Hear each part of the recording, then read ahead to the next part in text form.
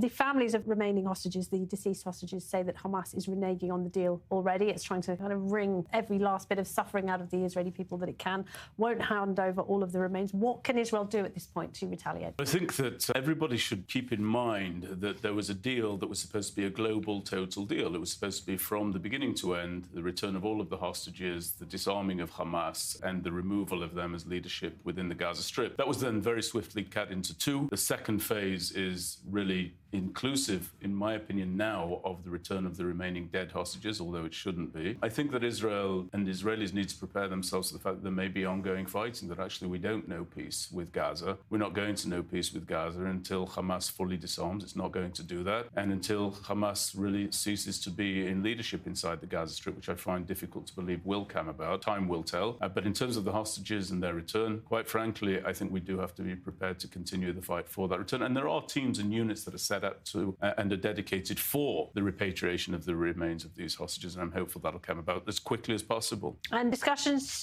now move to Sharm el-Sheikh, of course. President Trump's there alongside the Egyptian President Sisi.